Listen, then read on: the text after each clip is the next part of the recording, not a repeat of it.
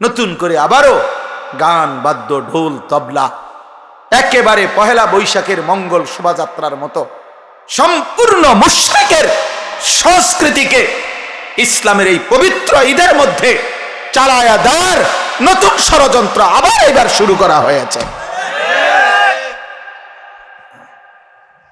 আবার এবার ঈদের দিনে, এতদিন দেখতাম পহেলা বৈশাখকে কেন্দ্র করে ঢোল তবলা এই হই হুল্লুর হইতো, এখন ঈদের পবিত্র দিনে, আরে ঈদ মানে তো উৎসব না বেটা। ঈদ মানে পৃথিবীর কোন ডিকশনারিতে ঈদ মানে উৎসব নাই বেটা। ঈদ তোমার বাসার না, ঈদ বাংলা ভাষার কারো না, ঈদ এটা আরবি শব্দ, এটা রাসূলুল্লাহ সাল্লাল্লাহু আলাইহি ওয়াসাল্লামের জবানের উচ্চারিত শব্দ। অতএব সেটা জিজ্ঞেস করতে হবে ওইখান থেকে। ঈদ মানে উৎসব নয়, ঈদ মানে ইলাইহি আওয়াইদুল ইহসান। খুতবার বই তো আছে, কিতাবেও আছে। ঈদ মানে হলো যেটা ফিরে আসে, অর্থাৎ মহান আল্লাহ পাকের ইহসান ফিরে আসছে। গত এক মাস আমার উপরে দিনের বেলা খাদ্য পানীয়, হালাল স্ত্রীর সাথে সম্পর্ক, এটা নিষেধ ছিল। এই অনুমতি আবার ফিরে আসছে আজকের ঈদের দিনে। আল্লাহ তাআলা আমার উপরে আল্লাহর অনুগ্রহ, দিনের বেলায়ও খাওয়ার অনুমতি ফিরায় দিছেন, পানি পান করার অনুমতি ফিরায়া দিছেন, স্ত্রীর সাথে মেলামেশার অনুমতি ফিরায়া দিছেন। আল্লাহ তাআলা তার ইহসান দয়া আমার উপরে আবার ফিরায়া দিছেন। আল্লাহ আমারে একটা মাস হায়াত দিয়া ঈদের দিন পর্যন্ত পৌঁছাইয়া দিছেন। তো আমার কাছে যে আল্লাহর নিয়ামত ফিরে আসলো, আল্লাহর অনুগ্রহ ফিরে আসলো, এজন্য আল্লাহর ওয়ালা আল্লাকুম, এই শেষ অংশ এটাই, ওয়ালা আল্লাকুম তাশকুরুন। আল্লাহ বলেন আমি চেয়েছি রমজান দিয়ে, আমি আল্লাহ তাআলা চেয়েছি তোমার কাছে তুমি আমার শুকর আদায় করবা, শুকর আদায় করবা, শুকর আদায় করবা। বান্দা আমি এই উদ্দেশ্যে দিছিলাম রমজান। ঈদ শেষ, রমজান শেষ করে তুমি নাচবা গাইবা, রমজান রোজা পাবা, রোজা পালন কইরা হেবড়ার মাইয়ারে ছাইরা দিছে রাস্তাত, যে যা মানুষের জানা আজকে ঈদ। স্ত্রীকে বেপর্দা ছেড়ে দিছে, ছেলেটাকে ছেড়ে দিছে, আব্বা রোজা শেষ, আর চিন্তা করো না, এবার নাচো গাও ফুর্তি করো। অথচ আল্লাহ বলছেন ওয়ালা আল্লাকুম তাশকুরুন, আমি চেয়েছি তুমি আমার শুকর আদায় করবা, আমার শুকর আদায় করবা বান্দা, শুকর আদায় করবা, শুকর আদায় করবা যে আল্লাহ আপনি আমারে একটা মাস হায়াত দিছেন, আপনি যদি আমার জীবন না দিতেন, হায়াত না দিতেন, আমি কেমনে পাইতাম রমজান। আজকে ইচ্ছে করে খামখেয়ালি করে আমরা নামাজ পড়ি না। এই তোমরা যারা ছেলেরা নামাজ পড়ো না, একেবারে কোনো কারণ নাই বাপ। তোমার শরীর সুস্থ, তোমার শরীর সামর্থ্যবান, তুমি নওজোয়ান, তুমি যুবক, তুমি কিশোর, তোমার শরীরে কোনো রোগ ব্যাধি ব্যারাম কিচ্ছু নাই, কিন্তু এক ইবলিস শয়তানের কাছে তুমি হেরে গেছো, এক নফসের ধোঁকার কাছে তুমি হেরে গেছো, একটা মোবাইলের কাছে হেরে গিয়ে, অসৎ বন্ধুর কাছে হেরে গিয়ে এক ওয়াক্ত নামাজ পড়ে না। আমি বারবার, আমার সবচেয়ে বেশি কষ্ট লাগে এই কথাটা ভাবলে, যে খোদার 30 দিন, একটা মাস পূর্ণ, একটা রমজান যার উপর দিয়া গেল, রমজানের রোজাগুলো রাখলো, তারাবি পড়লো, এত বড় শ্রেষ্ঠতম রমজান, রহমত মাগফিরাত নাজাতের মাস, আল্লাহ তাআলা জান্নাতের দরজা খুলে রাখছেন, জাহান্নামের দরজা বন্ধ করে দিছিলেন, শয়তানগুলোকে বন্দী করে রাখছিলেন। এত কিছু দিয়ে একটা মাস পূর্ণ যেই বান্দাকে আল্লাহ তাআলা আদর করলেন, রহমত মাগফিরাত দিলেন, যেদিন আল্লাহ তাআলা রমজান শেষ করলেন, ঈদের চাঁদ উঠাইলেন, ঠিক ওই দিনে মাত্র একটা মাস পরে আল্লাহর এত দয়া মায়া, এত রহমত মাগফিরাতের পরে মাত্র আজকে আল্লাহ ঈদের চাঁদ উঠাইলেন। এই ঈদের দিন একদিনও যায় নাই এই নাফরমান, এই অসভ্য আবার আগের মতো আল্লাহর নাফরমানি করে দিল। তার চাইতে বড় নির্লজ্জ, অসভ্য, বেহায়া আর কে হতে পারে? এর চাইতে বড় গাদ্দার আর কে হতে পারে? চিন্তা করে দেখেন, আপনাদের যাদের মেয়েরা ঈদের দিনে বেপর্দা চললো, আপনাদের যাদের ছেলেরা ঈদের দিন এক ওয়াক্ত নামাজও পড়লো না, ঈদের দিন 24টা ঘন্টা এই নাচ গান সিনেমা নাটক উলঙ্গ ছবি, অশ্লীল দৃশ্য, কিংবা রাস্তার মেয়ের পিছনে পিছনে হাঁটলো, এই অসভ্য জঙ্গলি, এই হাইওয়ান জানোয়ার, এই মুসলমানের ঘরে সে কেমনে বড় হইল? এত বড় রমজানকে সে কি কদর করল বলেন? রমজান তাকে কি দিল তাইলে? এই নাফরমান কিসের রোজা রাখলো? এই নাফরমান কিসের তারাবি করলো? আহা, একটা মাস ওষুধ খাওয়ার পরে এটা বুঝি আজকে বন্ধ করে, এটা বুঝি একদিনও চলবে না ওষুধের মেয়াদ, ওষুধের টেম্পার একদিনও যাবে না। আফসোসের বিষয়, বহুতই আফসোসের বিষয়। হায় হায় হায়, কি পরিমাণ গাদ্দার, কি পরিমাণ অহংকারী, সীমা লঙ্ঘনকারী নাফরমান, যে আল্লাহ তাআলা বলল, বান্দা আমি একটা মাস তোরে রহমত দিলাম, মাগফিরাত দিলাম, নাজাত দিলাম, সবে কদরের মতো শ্রেষ্ঠতম রাত্রি দিলাম, ইতিকাফ দিলাম, ইফতার, তারাবি, সাহারি সবকিছুতে নেকি দিছি। রোজায় নেকি, তারাবিতে নেকি, ইফতারে নেকি, সাহারিতে নেকি, ইতিকাফে নেকি, সবে কদরের এক রাতে 1000 মাসের চাইতে বেশি, রাতের চাইতে বেশি নেকি দিলাম। এত কিছু দেওয়ার পরে ঈদের চাঁদ উঠাইতে দেরি না, তুই আমি আল্লাহকে বৃদ্ধাঙ্গুলি দেখাইয়া আবার আমার নাফরমানি করে ফেললি। হায় হায় গাদ্দার, হায় হায় হায়, আফসোসের বিষয়, আফসোসের বিষয়। ওই মা বাপ গুলো আফসোস করা উচিত, যাদের চোখের সামনে তাদের সন্তান খোদার একটা মাস রমজান শেষ হওয়ার পর পরই আল্লাহর নাফরমানি করল।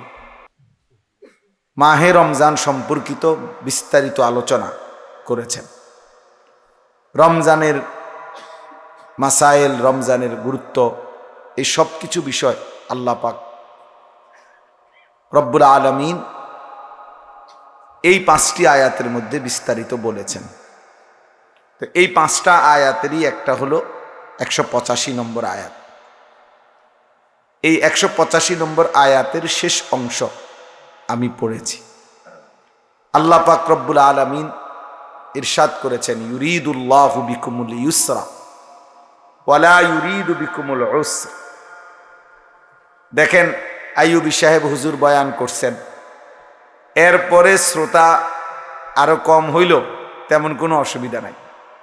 এই জন্য আমার একটা অনুরোধ হলো, ফাঁকা জায়গা পূরণ করে আর একটু কাছাকাছি হয়ে বসে। ছেলেরা বাপ, তোমরা একটু কাছাকাছি হয়ে আসো, কম দেখা যায়, অসুবিধা নেই। আমরা এলাকার হুজুর কম হইলে কিচ্ছুই তো না, তুমি আও, কাছে আও।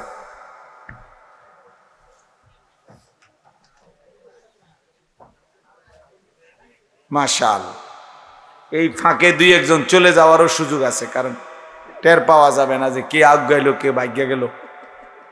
এই জন্য এটাও একটা বিশেষ সুযোগ হইল। আল্লাহ তাআলা যারা চলে যাচ্ছে তাদেরকেও বাড়ির সহি সালামতে পৌঁছার তৌফিক দান করে, ওনাদের জন্য আমরা দোয়া করা উচিত। তো বলতেছিলাম, আল্লাহ পাক রব্বুল আলামিন বলতেছেন, ইউরিদুল্লাহু বিকুমুল ইউসরা ওয়ালা ইউরিদু বিকুমুল উসরা।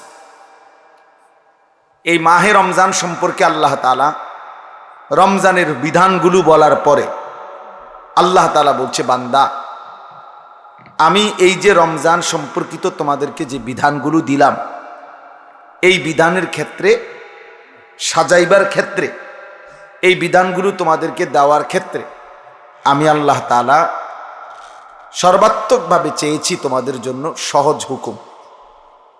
ওয়ালা ইউরিদু বিকুমুল উসরা, আল্লাহ নিজেই বলতেছেন যে আল্লাহ পাক তোমাদের জন্য একটা বিধানও কঠিন করতে চান নাই, সহজ করেছেন।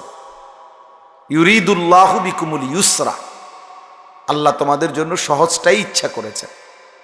দিনের বেলা রোজা, রাত্রেবেলা তারাবি, সন্ধ্যাবেলা ইফতার, শেষ রাত্রে সাহারি, শেষ দশকে ইতিকাফ, শেষ দশকের বেজর রাত্রিগুলো, সবে কদরের তালাশ।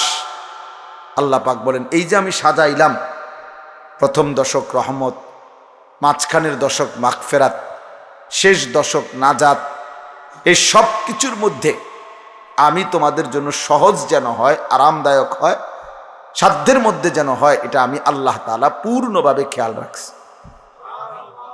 ওয়ালা ইউরিদু বিকুমুল উসর, কোনোভাবেই আমি আল্লাহ তাআলা কঠিন ইচ্ছে করি নাই যে একটা শক্ত বিধান দিলাম, না, এমন কিছু না। এটা একটা গুরুত্বপূর্ণ কথা। আল্লাহ পাক রব্বুল আলামিন একজন ইমানদারের উপরে, মুসলমানের উপরে, মানুষের উপরে আল্লাহর যে বিধানগুলো দিছেন, এর প্রত্যেকটা বিধান শতভাগ আমাদের জন্য সহজ এবং আমাদের শরীর, স্বাস্থ্য, পরিবেশ, পরিস্থিতি সর্ব অবস্থায় সামঞ্জস্যপূর্ণ। অসামঞ্জস্যপূর্ণ, অযৌক্তিক, অবাস্তব, অপ্রাসঙ্গিক এরকম একটি বিধান আল্লাহ তাআলা বান্দার উপরে দেন নাই। এই কথা ইয়াকিন রাখতে হবে। কোরআনুল কারীমের মধ্যে আছে, আল্লাহ তাআলা বলেন, মা জাআলা আলাইকুম ফিদ্দীন মিন হারাজ। আল্লাহ তাআলা দ্বীনের ব্যাপারে তোমাদের উপরে কোনো মুসিবত, পেরেশানি আল্লাহ তাআলা দেন নাই। ওযু, নামাজ, রোজা, হজ, যাকাত, জিকির, তেলাওয়াত, দান, সাদাকা, যেটা যা করতে বলেছেন এবং যা ছাড়তে বলেছেন, চুরি, ডাকাতি, জেনা, ব্যভিচার, মদ, জুয়া, সুদ, ঘুষ, নাচ, গান, অসভ্যতা, বেহায়াপনা, অশ্লীলতা, সমস্ত নাফরমানি যা ছাড়তে বলেছেন এবং যা পালন করতে বলেছেন, এর কোনোটাই তোমাদের জন্য হারাজ, কষ্টকর, মুসিবত এমন নাই। তুমি বান্দা পারবা, এটা বুঝে শুনেই আল্লাহ তাআলা দান করছেন, হুকুম দিছেন। আল্লাহ তাআলা আমাদের জন্য সামনেরটাও জানেন, পিছনেরটাও জানেন। ইয়ালামু মা বাইনা আইদিহিম ওয়া মা খালফাহুম। আল্লাহ তাআলা বলেন, আমি সামনেও জানি, পিছনেও জানি। তাহলে আগামীর ইসরাফিলের ফু পর্যন্ত পৃথিবীতে শেষ সেকেন্ডটাও কি হবে সেটা আল্লাহ তাআলা জানেন। অতএব আল্লাহ তাআলা যেহেতু সব কিছুই পরিপূর্ণ জানেন, অতএব তিনি বান্দার উপরে তার সাধ্যের অতিরিক্ত কোনো কিছু চাপান নাই। এটাই যৌক্তিক কথা, এটাই সঠিক কথা, এটাই সঠিক কথা। আচ্ছা, কোরআনুল কারীমে আরো আছে, আল্লাহ তাআলা বলেন, ফিতরাতাল্লাহিল্লাতী ফাতারান নাসা আলাইহা। আল্লাহ তাআলা মানুষকে ফিতরাত দিয়েই সৃষ্টি করেছেন। ফিতরাত কি? ফিতরাত হইল আল্লাহ তাআলা সৃষ্টিগতভাবে প্রত্যেক মানুষের মধ্যেই আল্লাহকে মানার সমস্ত যোগ্যতা দিয়েই সৃষ্টি করেছে। আমার কোমরটা ভাঙে না, বাঁকাই হয় না, আমার হাঁটু বাঁকা হয় না, অথচ আমারে বলল রুকু দিতে, অথচ আমারে বলল সেজদা দিতে, যে অথচ আমার কনুইও বাঁকা হয় না, হাঁটুও বাঁকা হয় না, কোমরও বাঁকা হয় না। যদি বিষয়টা এমন হইতো তাহলে জুলুম হইতো, যে আমারে বানাইলেন তাল গাছ, অথচ আমারে বললেন সেজদা দিতে, আমি সেজদা দেব কেমনে? আমার তো কনুইও ভাঙে না, কোমরও ভাঙে না, আমার তো হাঁটুও ভাঙে না। তাহলে এটা যদি বলতো যে এই, তখন এটা জুলুম হইতো, যে আল্লাহ, আমি তো নিচের দিকে যাইতে পারি না, আমার শরীরের এই যোগ্যতাই নাই, তা আমারে কেন সেজদা দিতে বললেন? আল্লাহ পাক রব্বুল আলামিন এমন একটা বিধান, সবাই আমরা খেয়াল করলে ভালো, যে বাস্তব কথা এটা, নওজোয়ান ভাই তোমরাও ভাবা উচিত, প্রত্যেকে ইনসাফের সাথে ভাবা উচিত, যে আল্লাহ তাআলা আমাদেরকে এমন একটা বিধান দেন নাই যেটা আমাদের শরীর, স্বাস্থ্য, আমাদের পরিবেশ পরিস্থিতির সাথে অসামঞ্জস্যপূর্ণ, এমন কিছু নাই। যাকে আল্লাহ টাকা দেন নাই, তো তাকে তো যাকাত দিতে বলেন নাই। যাকে আল্লাহ সম্পদ দেন নাই, তাকে তো আল্লাহ হজ করতে বলেন নাই। তাইলে এমন কোন বিষয় আছে যেটা আমার শরীর স্বাস্থ্যের সাথে মানানসই না, আমার পরিবেশ পরিস্থিতির সাথে মানানসই না, অথচ আল্লাহ আমাকে করতে বলছেন? এরকম জুলুম আল্লাহ করেন না। ইন্নাল্লাহা লা ইয়াজলিমু মিসকালা যাররা, নিশ্চয়ই আল্লাহ তাআলা এক বিন্দু জুলুম করেন না। তাহলে আমরা এটা প্রথম, যদি আমরা এটা কলিজার মধ্যে থাকতো, আমাদের বিবেকে, দিলের মধ্যে যদি এটা থাকে যে আল্লাহর হুকুম পালন করা আমার জন্য সম্ভব, আমারে এই যোগ্যতা দিয়েই আল্লাহ বানাইছে, তাহলে আমরা আমলগুলো করতে পারতাম। কিন্তু আমরা প্রথম থেকেই কিছু আমলের ব্যাপারে, কিছু বিষয়ে আমরা নিজের থেকেই সিদ্ধান্ত নিয়ে নেই যে এখন আর এটা সম্ভব না, এখন আর হালাল ব্যবসা, হালাল উপার্জন আর সম্ভব না। এখন আর ছেলে ফেলেরে পুরা ইমান আমলের উপরে নিয়ন্ত্রণে রাখা সম্ভব না। অনেক মা বাবা কলিজার ভিতরে এটা বুঝে নিছে যে আর হইতো না, আর হবে না, আর হবে না। 200 বার বলছি, 400 বার বলছি, 2 বছর বুঝাইছি, হুজুর আর হইতো না, হে সিদ্ধান্ত দিয়ে দিছে। অথচ এই সিদ্ধান্ত দেওয়ার অধিকার আপনাকে কে দিল? এই ফয়সালা করার অধিকার কে দিল? সুদ ছাড়া এখন আর ব্যবসা করা, উপার্জন করা সম্ভব না। এই কথা আপনি যদি বলেন, এই কথা যদি বুঝা শুনে কেউ বলে, তো সে বেঈমান, সে কাফের বেটা, বেঈমান বেটা, তো বেঈমান। কারণ তাইলে তো অবস্থা হবে এই যে আল্লাহ আমাকে এমন একটা জিনিস নিষেধ করেছেন যেটার থেকে মুক্ত থাকা এখন আর সম্ভব না।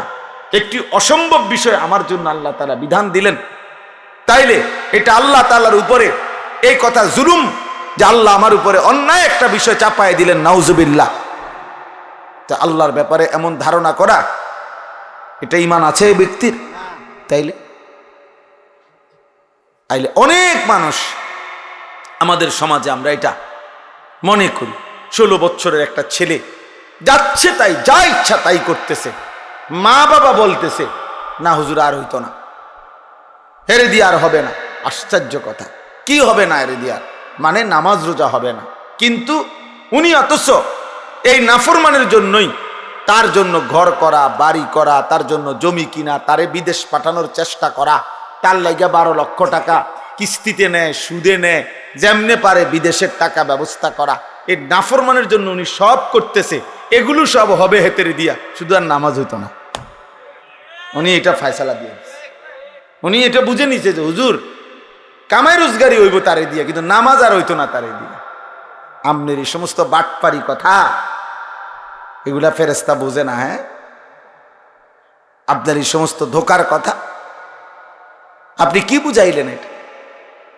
এই জন্য আল্লাহ পাক রব্বুল আলামিন বলছেন, বান্দা বিশ্বাস করো, একটা হুকুম আমি কঠিন করি নাই, বরং আমি তোমাদের জন্য ইউরিদুল্লাহু বিকুমুল ইউসরা, সব ব্যাপারে আমি আল্লাহ তাআলা তোমাদের জন্য সহজটা চেয়েছি, আমার বান্দার যেন কষ্ট না হয়। কতভাবে আমি আমার বান্দাকে দিতে চেয়েছি, আমি আমার বান্দাকে মোটেই জাহান্নাম দিতে চাই নাই। এক বিন্দু আমার একটা বান্দা জাহান্নাম দিতে চাই না।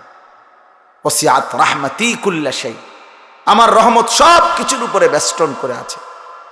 আমরা কোরআনুল কারীমে পড়ছি, নাব্বি ইবাদি আন্নী আনাল গফুরুর রহিম ওয়া আন্না আযাবি হুয়াল আযাবুল আলীম। এই কথাটা মনোযোগ দিয়ে শুনেন, আল্লাহ তাআলার দয়াটা তাইলে বুঝবেন। আল্লাহ বলতেছে, নবী আপনি আমার বান্দাদেরকে শুনায়া দেন, আন্নী আনাল গফুরুর রহিম, আমি আল্লাহ, আমি গফুর, আমি প্রচন্ড ক্ষমাশীল, রাহিম, আমি সর্বোচ্চ দয়াবান, পরিপূর্ণ দয়াবান, আমি দয়ালু। আর ওয়া আন্না আযাবি হুয়াল আযাবুল আলীম, আর এটাও বলে দেন আমার আযাব সেটাও কিন্তু অত্যন্ত ভয়ানক। কিন্তু তাফসীরের মধ্যে একটা আশ্চর্য সুন্দর কথা আছে। কথাটা হলো এই যে এই দুইখানে আল্লাহ বলছেন আমি গফুরুর রাহিম, আমি ক্ষমাশীল, আবার বলছেন আমার আযাবও ভয়ানক। কিন্তু দুইটার মধ্যে একটা পার্থক্য চিন্তা করেন। মুফাসসিরিনে কেরাম বলে যে আল্লাহ তাআলা বান্দাকে মাফ করবার ক্ষেত্রে নিজেই স্বয়ং গফুরুর রাহিম, তাহলে মাগফিরাত, বান্দাকে মাফ করা, এটা আল্লাহর সত্তার মধ্যে আছে, আল্লাহর অস্তিত্বের মধ্যেই মাগফিরাত আছে, তিনি গফুর। কিন্তু আযাব তাকে যদি দিতে চান, এটা আল্লাহর অস্তিত্বের মধ্যে না, এটা আল্লাহর সত্তার মধ্যে না, এটা আল্লাহর স্টকের মধ্যে। মানে আযাব এটা আল্লাহ তাআলার স্টকে আছে, জাহান্নামে হোক, যেখানে আল্লাহ তাআলা সংরক্ষণ করছেন আযাবের বিষয়গুলো, তো সেটা ওইখানে আছে। তাহলে আযাব আল্লাহর স্টকে, আর মাগফিরাত আল্লাহর সত্তার মধ্যে। এই জন্য যেটা আল্লাহর সত্তার মধ্যে, তো আযাব দিতে চাইলে, বান্দাকে শাস্তি দিতে চাইলে, মনে করেন ওইখান থেকে লাঠি নিতে নিতে যদি বান্দা মাফ চায়, তো লাঠি তো নিয়ে মারবে, আর মাফ করতে হলে তো সত্তার মধ্যেই আছে, তৎক্ষণাৎ মাফ করে দিবে। এই জন্য মাগফিরাত আগে, মাগফিরাত আগে চলে, আযাব পরে। আযাব তো ওইখান থেকে লইতে হইব, তারপরে মারতে হবে, শাস্তি দিতে হবে। আর মাগফিরাত তো সঙ্গেই আছে, মাগফিরাত তো সঙ্গেই আছে। এই জন্য আল্লাহ তাআলা তার বান্দার উপরে কঠিন কিছু দেন নাই। আল্লাহ তাআলা সর্বোচ্চ বান্দার জন্য দয়া করেছেন, দয়া করেছেন। আমাদেরকে আল্লাহ তাআলা যে বিধানগুলো দিয়েছেন এর কোনোটাই কঠিন না। আদ-দীনু ইউসরুন, নবী সাল্লাল্লাহু আলাইহি ওয়াসাল্লাম বলেন দিন সহজ। আল্লাহ কোরআনে বলছেন ওয়ালাকাদ ইয়াসসারনাল কুরআনা লিযিকর, আমি বান্দা কোরআনুল কারীমকে শিখার জন্য, বুঝার জন্য আমি সহজ করে দিয়েছি। ফাহাল মিন মুদ্দাকির, কে আছো এর থেকে উপদেশ গ্রহণ করবে? তাইলে প্রিয় ভাই আমার, বাপ আমার, ইনসাফের সাথে আপনারা, আমি কিংবা আপনি, যে বা যারা আমরা প্রতিনিয়ত আল্লাহর নাফরমানি করতেছি, আল্লাহর হুকুমের বিরুদ্ধাচরণ করছি, কেন বলেন? কেন?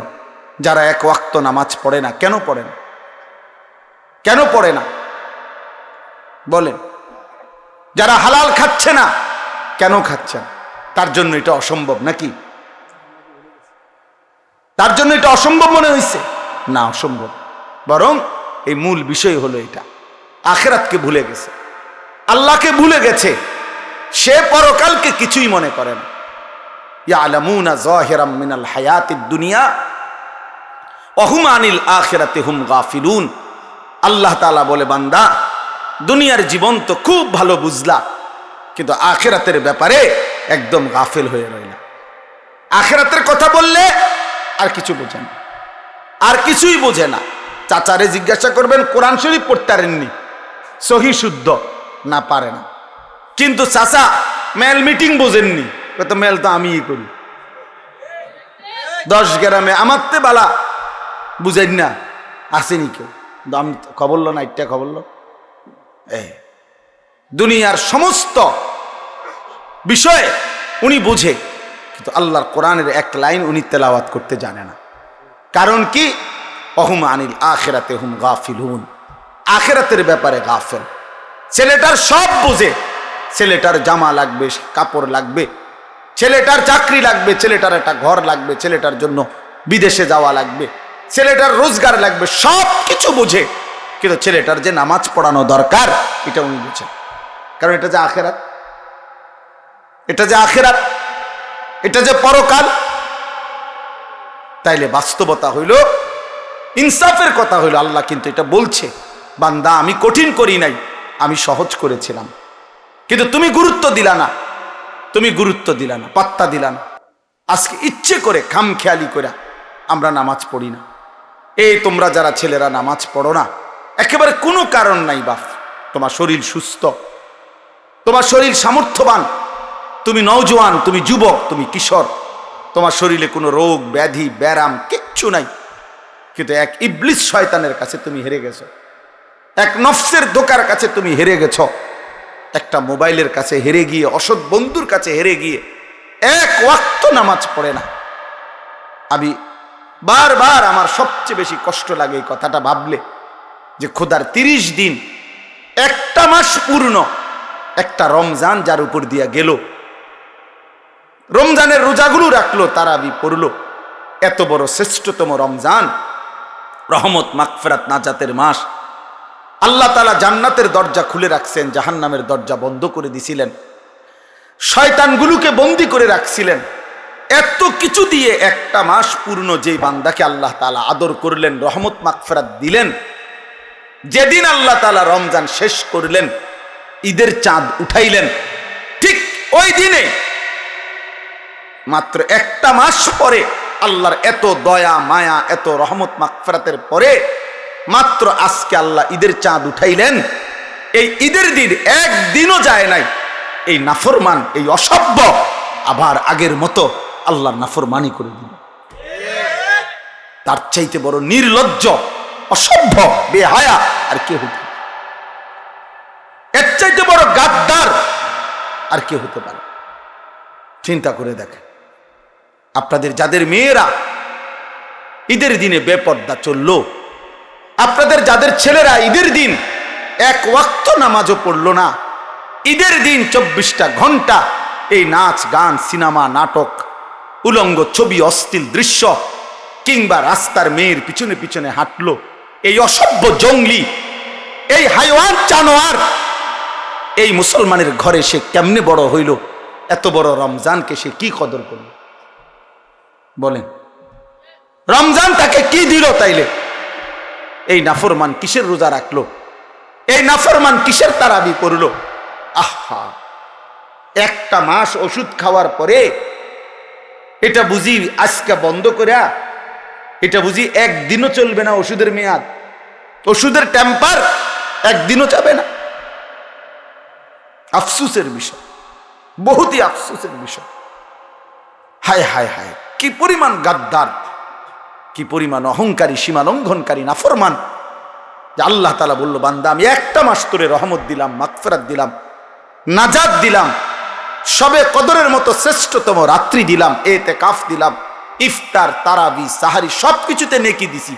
রোজায় নেকি, তারাবিতে নেকি, ইফতারে নেকি, সাহারিতে নেকি, ইতিকাফে নেকি, সবে কদরের এক রাতে 1000 মাসের চাইতে বেশি, রাতের চাইতে বেশি নেকি দিলাম।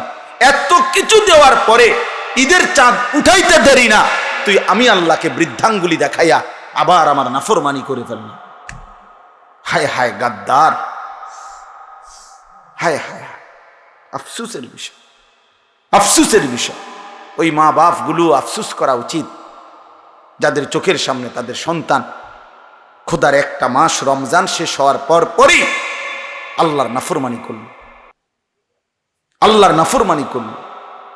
যাদের মেয়েগুলো বেপর্দা হাঁটলো, যাদের স্ত্রী বেপর্দা হাঁটলো, যাদের ছেলেগুলো শুধুমাত্র অসভ্যতার নোংরামি করে ঈদ পালন করো, অথচ এটা কোনো যুক্তিতে ভাইয়া, একটা ছেলে হলেও বুঝছো, কোনো যুক্তিতে বাবা অসভ্যতা ঈদ হইতে পারে না। নাচ গান এটা ঈদ হবে কেন? এটা তো গুনাহ। নারীর পিছনে হাঁটা বন্ধু, এটা তো ঈদ না, এটা তো নাফরমানি বেটা। কোন মেয়ে বেপর্দা হওয়া, ওই অসভ্য বেহায়া নারী, এটা তো ঈদ হইতে পারে না, এটা তো বেহায়া নারী বেটা, অসভ্য নারী, এটা দুশ্চরিত্র নারী, এটা এটা তো এই সমাজের দুর্গন্ধ, এটা তো এই সমাজের লানত, এটা তো অভিশপ্ত। এটা ঈদ হবে কেন? ঈদ তো ইবাদত। কোরআনুল কারীম আল্লাহ তাআলা এখানে বলছেন এটা ওয়ালিতুকমিলুল ইদ্দাতা, এর পরের কথা এটা আল্লাহ বলছে, বান্দা আমি সহজ করেছি বিধান, কঠিন করি নাই, কাজে আমার রমজান পূর্ণ করো, প্রতিটা বিধান পূর্ণ করো, গুনে গুনে পূর্ণ করো, রোজা পুরা করো, তারাবি পুরা করো, ইফতার পুরা করো, সাহারি পুরা করো, শেষ দশকে ইতিকাফ করো, সবে কদরের বেজর রাত্রিগুলোতে শেষ দশকে তালাশ করো, আর সবগুলো পূর্ণ ইবাদত করে যেদিন ঈদের চাঁদ উঠবে সেদিন তোমার করণীয় ওয়ালিতুকাব্বিরুল্লাহ আলা মা হাদাকুম, আমি যে তোমাকে রমজান দিলাম, আমি যে একটা মাস হায়াত দিলাম, আমি যে তোমারে এতগুলো নিয়ামত, এতগুলো ইবাদত, এতগুলো নেকির সন্ধান তোমাকে যে আমি দিলাম, এই খুশিতে, এই আনন্দে, এই কৃতজ্ঞতায় তুমি আমি আল্লাহর তাকবীর, আল্লাহু আকবারের ধ্বনি উচ্চ করো। এই ছিল ঈদের করণীয়। ওয়ালিতুকাব্বিরুল্লাহ, আল্লাহর তাকবীর বলো, আল্লাহর তাকবীর, আল্লাহু আকবার, আল্লাহু আকবার, লা ইলাহা ইল্লাল্লাহু, আল্লাহু আকবার, আল্লাহু আকবার, ওয়ালিল্লাহিল হামদ। তাহলে আল্লাহ পাক কোরআনে স্পষ্ট বললেন ওয়ালিতুকাব্বিরুল্লাহ, ঈদের দিনের করণীয় তুমি আল্লাহর তাকবীর পড়ো। আর তুমি নাফরমান, নাচলা, গাইলা, ফুর্তি করলা, ডেকসেট বাজাইলা, আর গান বাদ্য, মোবাইলের নাচ গান, নারীর পিছনে ঘুরলা, যারা মেয়েদেরকে বেপর্দা ছেড়ে দিলেন, স্ত্রীকে বেপর্দা ছেড়ে দিলেন, ঘরে ঘরে টেলিভিশনের আওয়াজ উচ্চ করে দিলেন, এই নাফরমানরা, আপনারা তো আল্লাহকে বৃদ্ধাঙ্গুলি দেখাইলেন, আল্লাহর বড়ত্বকে ছোট করে দিলেন, শয়তানকে বড় করে দিলেন। আল্লাহ তো বলছে তুকাব্বিরুল্লাহ, আল্লাহর বড়ত্ব ঘোষণা করো, আল্লাহ বড়, আল্লাহ বড় বলো। আর তুমি নাফরমান বললা, না শয়তান বড়, শয়তান বড়, শয়তান। তুমি তো শয়তানকে উচ্চ করলা। না, ঈদ তো তোমার বাপের না, ঈদ তো জাতিসংঘের দেওয়া না, ঈদ তো সরকারের না, ঈদ তো সংবিধানের দেওয়া না, ঈদ তো মহান আল্লাহ পাকের দেওয়া। রাসূলুল্লাহ সাল্লাল্লাহু আলাইহি সাল্লামের ঘোষণা করা, আল্লাহ দিয়েছেন ঈদ, নবীজি ঘোষণা করেছেন। তাহলে যেটা আল্লাহ ঘোষণা করলেন, নবীজি ঘোষণা করলেন, সেখানে আমি আল্লাহর নাফরমানির মাধ্যমে সেটা ঈদ হয় কেন? এজন্য অসভ্যতা ঈদ হইতে পারে না। বেহায়া নারীর এই হাঁটা এটা ঈদ নয়, এটা অসভ্যতা। অসভ্যতা। তোমরা যারা যুবক এক ওয়াক্ত নামাজ পড়ো নাই, তুমি অসভ্য। তুমি মুসলমানের ঈদ পালন করো নাই, তুমি শয়তানের কোনো এজেন্ডা বাস্তবায়ন করেছ। তোমার সাথে ইমানদারের ঈদের কোনো সম্পর্ক নেই। ইমানদারের ঈদের কোনো সম্পর্ক নেই। তুমি বেহায়া, ঠিক আছে, চলো বেঈমানের সাথেই চলো। প্রিয় বাবা বোনদেরকে বইল, সেই বেঈমানদের আচরণ, চলা ফেরা, চুল, লেবাস, পোশাক যদি তোমার পছন্দ হয়, তুমি যদি একদিকে তোমার মজলুম মুসলমান কিভাবে লাশ ছিন্ন ভিন্ন করে দিচ্ছে, আর তখনও তুমি মোবাইলে নাড়িয়ে দেখো, ছবিয়ে দেখো, উলঙ্গ দৃশ্য দেখো, ছি বেটা, তোর লানত তোর এই জিন্দেগির উপরে, লানত তোর উপরে বেটা, লানত তোর উপরে, আল্লাহর লানত তোর উপরে বেটা, লানত পড়ুক তোর উপরে বেটা। তোর বিবেকের মধ্যে যদি এতটুকু অনুভূতিও না জাগে বেটা। তোমরা শোনো নাই কেউ? কেমনে পারো তোমরা নামাজ ছাড়া থাকতে? কেমনে সম্ভব? কি পরিমাণ অভিশপ্ত আমাদের জিন্দিগি হয়ে গেছে। মনে হয় যেন আমারও তো মারছে না, এটা ফিলিস্তিনে না, এটা তো বাংলাদেশে না, আরে এটা তো আমরা ঢাকা না, এটা কুমিল্লা না, তো এটা কুমিল্লা শহরে না, এটা বুড়িসং না, এটা দেবিদ্বারে না, এটা আমগো গ্রামে না, তো আমারও তো আর মারছে না, আমারও তো মারছে না। হায় হায় হায়। বাবা মা আপনাদের বিবেক হবে কখন? সন্তান তোমাদের বিবেক হবে কখন? আরে মিয়া, আর কিছু করতে না পারি, চোখের পানিটা তো ফেলতে পারতাম, আল্লাহর কাছে বলতে তো পারতাম যে আল্লাহ, মজলুম আর কতদিন কাঁদবে।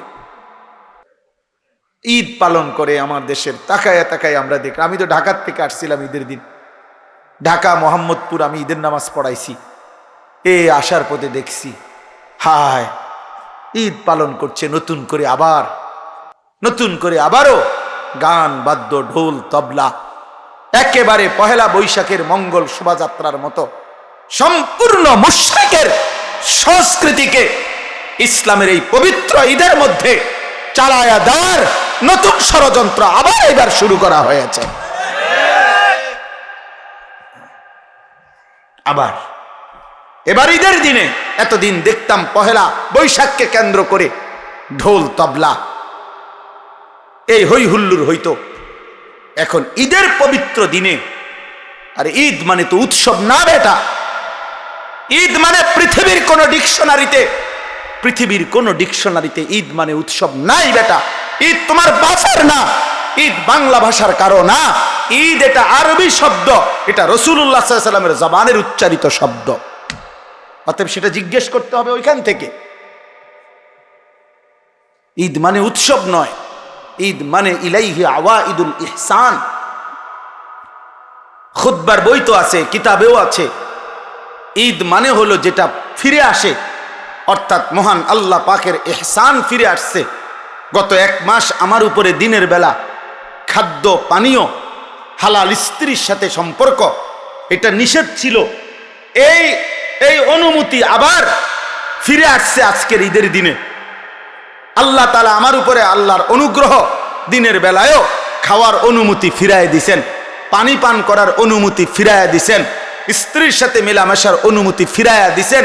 আল্লাহ তাআলা তার ইহসান, দয়া আমার উপরে আবার ফিরায়া দিছেন। আল্লাহ আমারে একটা মাস হায়াত দিয়া ঈদের দিন পর্যন্ত পৌঁছাইয়া দিছেন। তো আমার কাছে যে আল্লাহর নিয়ামত ফিরে আসলো, আল্লাহর অনুগ্রহ ফিরে আসলো, এই জন্য আল্লাহর ওয়ালা আল্লাকুম, এই শেষ অংশ এটাই, ওয়ালা আল্লাকুম তাশকুরুন। আল্লাহ বলেন, আমি চেয়েছি রমজান দিয়ে, আমি আল্লাহ তাআলা চেয়েছি তোমার কাছে তুমি আমার শুকর আদায় করবা, শুকর আদায় করবা, শুকর আদায় করবা। বান্দা, আমি এই উদ্দেশ্যে দিছিলাম রমজান। ঈদ শেষ, রমজান শেষ করে তুমি নাচবা, গাইবা, রমজান রোজা পাবা, রোজা পালন কইরা হেবড়ার মাইয়ারে ছাইরা দিছে রাস্তাত, যে যা মানুষের জানা আজকে ঈদ। স্ত্রীকে বেপর্দা ছেড়ে দিছে, ছেলেটাকে ছেড়ে দিছে, আব্বা রোজা শেষ, আর চিন্তা করিও না, এবার নাচো গাও ফুর্তি করো। অথচ আল্লাহ বলছেন ওয়ালা আল্লাকুম তাশকুরুন, আমি চেয়েছি তুমি আমার শুকর আদায় করবা, আমার শুকর আদায় করবা বান্দা, শুকর আদায় করবা, শুকর আদায় করবা যে আল্লাহ আপনি আমারে একটা মাস হায়াত দিছেন, আপনি যদি আমারে জীবন না দিতেন, হায়াত না দিতেন, আমি কেমনে পাইতাম রমজান, কেমনে পাইতাম? আচ্ছা আচ্ছা বলেন এনাম ভাই, বলেন আমাদের অ্যাডভোকেট এনাম সব সহ আমরা সহজ কথা শুনেন। যেদিন রমজানের চাঁদ ওঠে সেদিন আমরা মদিনা শরীফ একসাথে আমার শায়েখ আল্লামা মুফতি মুশতাকুন নবী কাসিমি হুজুর সহ, এনাম ভাই সহ, আমরা আরও সাথী রসুল্লাহ সাল্লাল্লাহু আলাইহি ওয়াসাল্লামের রওজা শরীফের পিছন বরাবর ছাতার এখানে আমরা বসে আছি, ছাতার নিচে। এই সময়ে মাগরিবের ওয়াক্ত হয়েছে। এই যেদিন রমজান শুরু হয় তো সন্ধ্যার সময় মাগরিবের ওয়াক্তে ইমাম সাহেব একটু পরে নামাজে দাঁড়াইছে। দাঁড়ানোর পরে প্রথম রাকাতেই মাগরিবের উনি সূরা তেলাওয়াত করছে, ইয়া আইয়ুহাল্লাযীনা আমানু কুতিবা আলাইকুমুস সিয়াম কামা কুতিবা আলাল্লাযীনা মিন ক্বাবলিকুম লাআল্লাকুম তাত্তাকুন। এই 5 আয়াত যেখানে রমজানের আলোচনা একটানা পড়ে ফেলছে। তো আমি সালাম ফিরাইছি, আর এই সাথে কে জানি আমার সাথে ছিল, আমি বললাম যে চাঁদ উঠছে। কেমনে বুঝছেন হুজুর? আমি এই যে তেলাওয়াত দেখেই বুঝছি চাঁদ উঠছে, কারণ চাঁদ উঠছে দেখে উনি রোজার আয়াত পড়ছে। আচ্ছা, কথা উদ্দেশ্য যে কথাটা বলা, মক্কা মদিনায় প্রত্যেক ওয়াক্তেই জানাজা হয়। তো এই মাগরিবের নামাজের পরে যেদিন চাঁদ উঠল মদিনায়, সেই দিন তো মাগরিবের পরে জানাজার এলান হয়েছে, মানে মুয়াজ্জিন বলছে জানাজা, জানাজার কথা।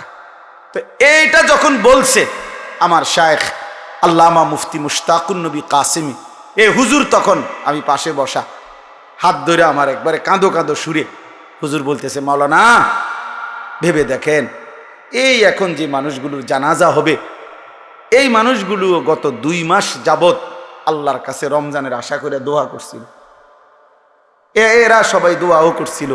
আজ তো চাঁদ উঠলো, কিন্তু এরা তো কবরে চলে যাচ্ছে, এরা তো রমজান পেল না, এরা তো রমজান পায় না। চাঁদ তো উঠছে, চাঁদ তো উঠছে। আচ্ছা, এবার এদিক দিয়ে আসেন।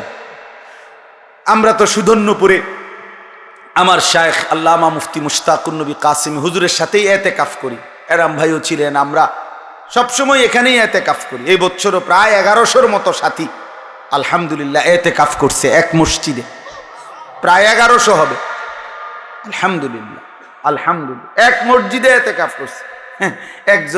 একজন পায় না বলে মসজিদওয়ালারা, আর আমরা জায়গা দিতে পারি না। কত মানুষ যে ফেরত দিছি জায়গার অভাবে। তো যাই হোক, তো শেষ দিন যেদিন চাঁদ, ঈদের চাঁদ উঠবে, মানে রমজান শেষ হবে, গত বছর একজন চাচা এই মাদ্রাসার পাশেই বাড়ি, উনি গত বছর আমাদের সাথে এতেকাফ করছিল, এই বছর অসুস্থতার কারণে এতেকাফ করে নাই। এই শেষ যেদিন চাঁদ উঠবে ওই দিন আসরের নামাজের পরে ওই চাচা ইন্তেকাল করছে। তাহলে এই চাচাটাও রমজানের শেষ হয়তো 1 ঘন্টা 2 ঘন্টা উনি তো পায়নি। তাহলে ওই সময় চাঁদ উঠছে, সেদিনও অনেকে পায় নাই, শেষ মিনিটেও অনেকে ইন্তেকাল করছে। এবার আমরা সবাই বলেন, এই এখানে যারা আমরা বসে আছি ভাইয়া বাবা, ইনসাফের সাথে ভেবে দেখেন, এই পুরা রমজান মাসে প্রতিদিন আল্লাহর বান্দা ইমানদার মুসলমান মৃত্যুবরণ করেছে কিনা? তাহলে সেই মানুষগুলোর মাঝখান দিয়া আমারে আপনারে আল্লাহ তাআলা পুরা মাস হায়াত দিলেন, রহমতও পাওয়াইলেন, মাগফিরাতও দেখাইলেন, নাজাতের অংশও আমারে হায়াত দিলেন, এতেকাফও করতে দিলেন, শবে কদরের বেজর রাত্রিগুলো আমারে নসিব করাইলেন। এত কিছু দিয়ে আমার কাছ থেকে আল্লাহ তাআলা কোনো কৃতজ্ঞতা পাবে না? তো আল্লাহ তো এটাই বলছে, লাআল্লাকুম তাশকুরুন, বান্দা আমি চেয়েছি তুমি আমার কৃতজ্ঞতা আদায় করো। তোমার ভিতরে এই বিবেক আসবে যে হায় মাওলা, আপনি আমারে হায়াত দিয়েছেন বলেই তো আমি রমজান পেয়েছি, আপনি আমারে বাঁচায় রাখছেন বলেই তো আমি রহমত মাগফিরাত নাজাত পেলাম, আপনি আমারে হায়াত দিছেন বলেই তো আমি এতেকাফ করার সুযোগ পাইলাম। আমাদের এই যে নূর আলম ভাই গেছে গা, নুরুল আলম ভাই এখানে ছিল এতক্ষণ। নূর আলম ভাইয়ের ছোট ভাই কাউসার, কাউসারের শ্বশুর কোম্পানিগঞ্জ মোরগ বাজার মসজিদে এতেকাফে বসছে। 4র্থ দিন এতেকাফের উনি শরীরের মধ্যে অসুস্থতা ব্যথা অনুভব করতেছে, হাসপাতালে নিছে, ইন্তেকাল করছে। কি নাকি কোন দিন? চতুর্থ দিন না সেলিম ভাই? চতুর্থ দিন হবে, তৃতীয় বা চতুর্থ দিন। এতেকাফে ঢুকছে বেটা, এতেকাফ অবস্থায় হসপিটালে নিছে, তা আর মসজিদে ফিরে আসে নাই, কবরে ফিরে গেছে, কবরেই চলে গেছে। তাইলে আমার বন্ধু, আল্লাহ পাক রব্বুল আলামিন আমাদেরকে হায়াত দিছেন, আল্লাহ পুরাটা মাস বাঁচার তৌফিক দিছেন আমাদেরকে। বিনিময়ে যে আল্লাহ এত বড় দয়া করলেন, ওই আল্লাহকে ঈদের দিন মানে রমজান শেষ হইবার পর প্রথম দিনে এভাবে বৃদ্ধাঙ্গুলি দেখানো, আমার এটাই কথা শেষ আজকে। এটা কেমন ইনসাফ? আমার মাথায় ধরে না, আমি বুঝি না বাপ, আমি বুঝি না। এই জন্য বাপ, তোমরা যারা এই কয়জন ছেলে পেলে আসো, তুম করে কমপক্ষে বলি ভাইয়া, এত বড় নাফরমান কেমনে হইলা? ঈদের দিনে যাদের কপালে একটা সেজদা জুটলো না, ঈদের দিনেও যাদের কপালে আল্লাহর একটা গোলামি জুটলো না, আহা! তোমরা 16 বছর 18 বছরের ছেলেটা রোজা তো রাখছিল, তাহলে তোমার রোজা তোমার উপরে কি প্রভাব ফেললো? তোমার তারাবি তোমার উপরে কি প্রভাব ফেললো? কি প্রভাব ফেললো? এই জন্য ইনসাফের সাথে এইটাই আজকের বক্তব্য। আল্লাহ তাআলা বলছেন এটা, ওয়ালিতুকাব্বিরুল্লাহ আলা মা হাদাকুম, রমজান পরবর্তী ঈদের দিন আমার তাকবীর বলো, আর ওয়ালাআল্লাকুম তাশকুরুন, পুরাটা জিন্দেগি আমার শুকর আদায় করতে থাকো, কারণ আমি তোমাকে দয়া করেছি, আমি তোমাকে রহম করেছি, আমি তোমাকে ইহসান করেছি। এজন্য কৃতজ্ঞতা, কৃতজ্ঞতা, আল্লাহর প্রতি কৃতজ্ঞ হওয়া, এটা রমজানের শিক্ষা। রমজানের কি শিক্ষা? আচ্ছা, এই জন্য রাসূলুল্লাহ সাল্লাল্লাহু আলাইহি ওয়াসাল্লাম বলছেন এবং নিয়মিত আমল করছেন, রমজানের পরে এই শাওয়াল মাসে নবী সাল্লাল্লাহু আলাইহি ওয়াসাল্লাম 6টি রোজা রাখছেন, যেটারে শাওয়ালের 6 রোজা বলে। আমার শায়েখ আল্লামা মুফতি মুশতাকুন নবী কাসিমি হুজুর এটা বলছে, হুজুরের বয়ানেও, যে এই যে আল্লাহ যে বলছে বান্দা তুমি শুকর আদায় করবা রমজান পেয়ে, তো বান্দা যেন শুকর আদায় করছে প্র্যাকটিক্যাল আরো 6টা রোজা রেখে, যে আল্লাহ আপনি যে আমারে 1 মাস রোজা রাখার তৌফিক দিছেন, এটার শুকর হিসাবে, কৃতজ্ঞতা হিসাবে আমি আরো 6টা রোজা রাখলাম। এই জন্য এই 6টা রোজা যদি কেউ পালন করে এই মাসে, তাহলে তার এই আমলটা হয় যে আল্লাহ যে বলছে আমি রমজান দ্বারা তোমার কাছ থেকে শুকর চাই, এই শুকর আদায় হয়। আচ্ছা, আরেকটা বিষয় হলো, হাকিমুল উম্মত মুজাদ্দিদুল মিল্লাত হযরত মাওলানা শাহ আশরাফ আলী থানভী রাহমাতুল্লাহি আলাইহি বলেন, হাদিসের বক্তব্য এটা, আল্লাহ যখন কোনো বান্দার আমল কবুল করে, তখন আল্লাহ ওই কবুলের একটা চিহ্ন হইল, আল্লাহ ওই আমলটি তাকে পুনরায় করবার তৌফিক দেয়। বুঝেন নাই কথাটা? এটার দ্বারা প্রমাণ হয় আল্লাহ তার পিছনের আমলটা কবুল করছেন। তো এই জন্য রমজানের 1 মাস রোজা রাখবার পরে কোনো ব্যক্তি যখন পুনরায় আবার এই মাসে 6টা রফল রোজা রাখে, তো বোঝা যায় আল্লাহ তার রোজা পিছনেরটা কবুল করছেন, এই জন্য নতুন রোজা রাখবার তৌফিক দিয়েছেন। এই জন্য এই 6 রোজা অত্যন্ত ফজিলতপূর্ণ রোজা। এই জন্য আমি আজকে এতটুকুই কথাই বলতে চাই। 1 নম্বর মূল যে কথাটা বললাম, কেন আমরা গুনাহ করব, কেন আমরা আল্লাহর নাফরমানি করব? আল্লাহ তাআলা আমাদেরকে হায়াত দিয়ে এত বড় রমজান দেওয়ার পরে আমাদের তো উচিত আল্লাহর প্রতি কৃতজ্ঞ হওয়া, আল্লাহর প্রতি শুকরগুজার হওয়া। অতএব আমরা যে যে গুনার মধ্যে আছি আমরা তওবা করতে চেষ্টা করি। প্রিয় সন্তানেরা, যুবকেরা, কিশোররা, বিশেষ করে তোমরা ভাইয়া, তোমরা আল্লাহর নাফরমানি থেকে ফিরে আসো। আর আগামীর পৃথিবীতে এই ইসরায়েলের, এই ইহুদিদের এই জুলুম অত্যাচার, ফিলিস্তিনের মজলুম এই মুসলমানদের আহাজারি দেখে আমার ভাই নিজের কলিজার মধ্যে যদি কোনো ভয় না আসে, সবক না আসে, তো মনে রাখেন আমাদের জন্য মুসিবত অপেক্ষা করছে। এই অব্যাহত গুনাহ, এই লাগাতার অশ্লীলতা, এই লাগাতার বেহায়াপনা একদিন আমাদের উপরেও বড় সড়ো মুসিবত আসবে, আমাদের উপরেও বড় সড়ো মুসিবত আসবে। এই জন্য দয়া করে যারা অভিভাবক আছেন, নিজের স্ত্রী সন্তানের নামাজের দিকে, নিজের স্ত্রী সন্তানের আখলাকের দিকে আরেকটু নজরদারি করেন, এবং নিজেরাও যারা ছেলেরা মেয়েরা প্রত্যেকেই মুসলমান হিসাবে ঈমান আমলের উপরে উঠবার চেষ্টা করেন। আল্লাহ তাআলা আমাদেরকে তৌফিক দান করেন। আল্লাহ তাআলা আমাদেরকে প্রত্যেককেই আল্লাহ তার শুকরওয়ালা কৃতজ্ঞ বান্দা হওয়ার তৌফিক দান করেন। একটা আশ্চর্য কথা আছে, আমি কিতাবে পড়ছি, আমার শায়েখের একটা পছন্দের কিতাব ফিকহুল আদইয়া, এই কথাটাই শেষ করছি। ওই কিতাবের মধ্যে আছে আল্লাহ তাআলা তার বহু নিয়ামত, আল্লাহ বলছেন আল্লাহ যাকে চান তাকে দেন। কোরআন শরীফে এমন আছে, ফাসাউফা ইউগনিকুমুল্লাহু মিন ফাদলিহি ইনশাআ। আল্লাহ বলেন আল্লাহ যাকে চান তাকে তিনি ধনী বানিয়ে দেন। তা যাকে চান, ইয়াহাবু লিমান ইয়াশাউ ইনাসা, আল্লাহ যাকে চান তাকে কন্যা সন্তান দান করেন। ইয়াগফিরু লিমান ইয়াশা, আল্লাহ যাকে চান তাকে মাফ করে দেন। ইয়াবসুতুর রিজকা লিমান ইয়াশা, আল্লাহ যাকে চান তার রিজিক প্রশস্ত করে দেন।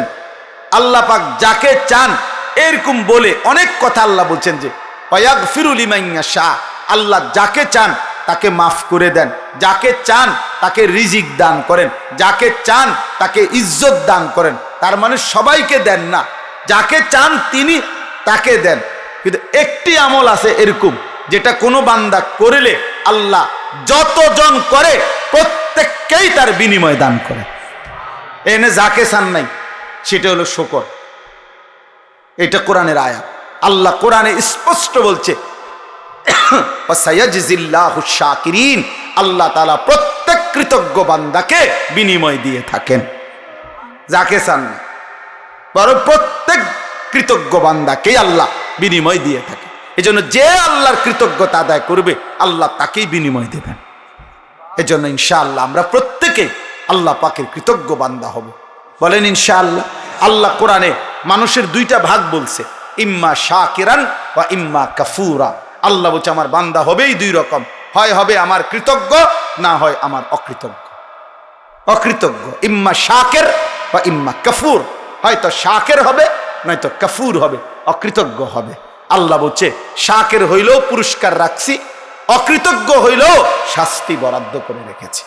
অতএব আল্লাহ তাআলা যেন আমাদেরকে আল্লাহ পাকের শুকরগুজার কৃতজ্ঞ বান্দা হিসাবে কবুল করে নেয়। আজকের এই জীবনপুর দক্ষিণ পাড়া যুবক ভাইদের এই মাহফিল, আলহামদুলিল্লাহ এই মাহফিলে আমি আগেও আসছি, এই বছরও আসার সুযোগ হয়েছে। আল্লাহ তাআলা এই মাহফিলকে আগামী দিনেও যেন কবুল করে নেন। উঠবেন না সবাই, আমরা এখনই দোয়া করছি। দোয়ার আগে একটা বিশেষ আবেদন হলো, মসজিদের দোতলার কাজ শুরু হয়েছে। আমরা যদি প্রত্যেকের সাধ্য মতো আল্লাহর জন্য, আল্লাহর ঘরের জন্য একটু সাদাকা করি, দান করি, ইনশাআল্লাহ আল্লাহ বরকত দিবে। এজন্য জওয়ান বুড়া যার কাছে যেটুকু আছে মেহেরবানি করে একটু পকেটে হাত দেন, হাত দিলে আল্লাহ বরকত দিবে। আবার কেউ যদি বলেন পরে দিবেন, তাও বলেন, লিখে রাখবে, অথবা নগদ আরো বেশি দিবেন, আমাদের হাতে দিবেন, তাও বলতে পারেন। আল্লাহ তাআলা বরকত দান করেন। মাশাআল্লাহ, জনাব মরহুম সিদ্দিক ভুঁইয়া সাহেবের ছেলেরা দিবেন 50,000 টাকা। আল্লাহ কবুল করে নেন। আলহামদুলিল্লাহ। মোশাররফ মোল্লা বাবার জন্য 100 বস্তা সিমেন্ট দিবেন। আল্লাহ কবুল করে নেন। মাশাআল্লাহ, মাশাআল্লাহ। নুরুল ইসলাম খান ভাই 100 বস্তা সিমেন্ট, আল্লাহ কবুল করেন। বাবার জন্য দোয়া চেয়েছেন। মরহুম সুলতান ভুঁইয়ার ছেলেরা 25,000 টাকা দিবেন। আল্লাহ কবুল করে নেন। আপনার নাম কি? বাইজিদ ভুঁইয়া ভাইয়া দিবেন দাদা দাদির জন্য দোয়া চেয়ে 10,000 টাকা। আল্লাহ কবুল করে নেন। মাশাআল্লাহ। গেন্দু মিয়া 5,000 টাকা।